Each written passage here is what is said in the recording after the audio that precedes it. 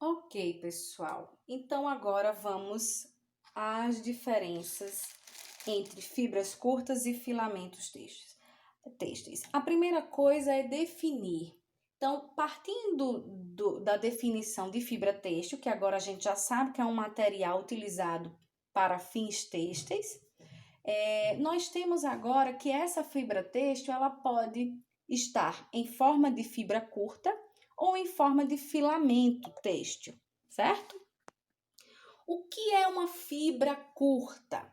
Então, todos esses materiais, eu tenho aqui lã, algodão, poliéster e uma fibra e um fio misto aqui, que é algodão e acrílico.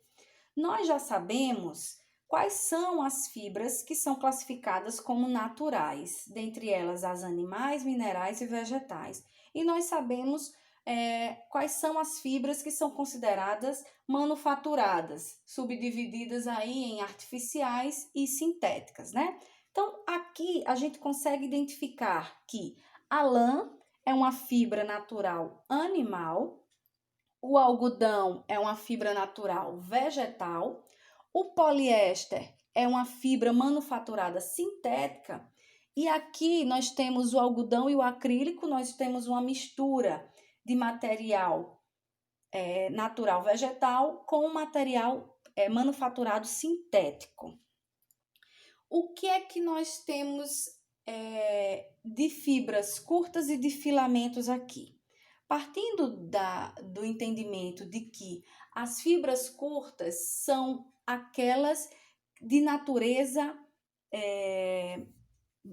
que são de origem natural, ou seja, todas as fibras de origem natural, com exceção da seda, elas vão ser oriundas da natureza, elas vão ser extraídas da natureza em forma de fibra curta, que é o quê? É um material fibroso que tem comprimentos determinados. O que é isso, professora? Então, quando eu pego aqui uma lã, eu vejo que essa lã, ela tem um comprimento determinado, ó. Embora longa, né? Mas ela tem comprimentos determinados, ou seja, a lã lá do carneiro, lá da ovelha, ela cresceu até certo ponto e depois foi feita a tosa, certo? Então, com exceção da seda, que é a seda, eu tenho ela em forma de filamento. Então, um casulo, eu pode chegar até esse casulo aqui, ó, tá enroladinho todo com esses filamentos aqui de seda. Tudo isso, tá? Então, todo esse casulo aqui, se eu for tirar, extrair toda a fibra de seda daqui, eu vou ver que essa fibra tem um comprimento contínuo de até 2 quilômetros ou um pouquinho mais, né? 2.000 metros ou um pouquinho mais do que isso. Então, com exceção da seda, todas as minhas outras fibras naturais, elas são encontradas em forma de fibra curta, ou seja, ela tem esse comprimento determinado. Vamos ver aqui o algodão, por exemplo. Ó. Eu tenho um fio aqui, um barbante, eu vou pegar até um outro.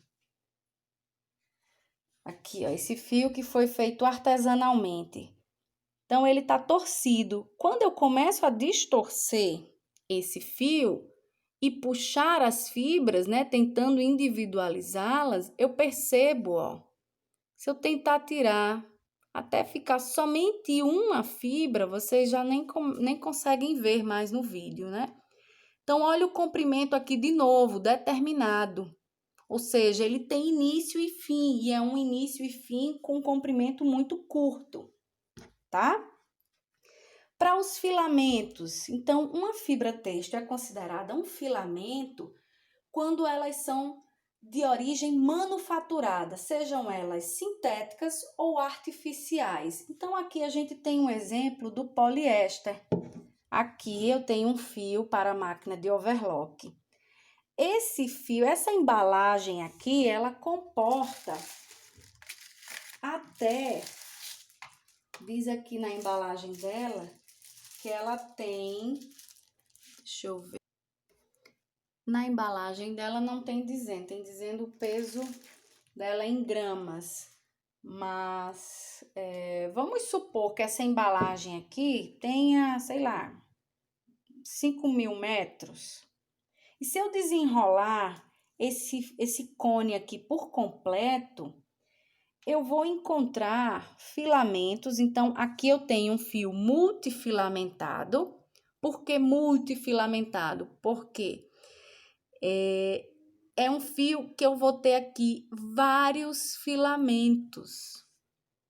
Deixa eu ver se vocês conseguem enxergar. Eu abri aqui o fio e vocês vão ver que esses filamentos eles vão se individualizando.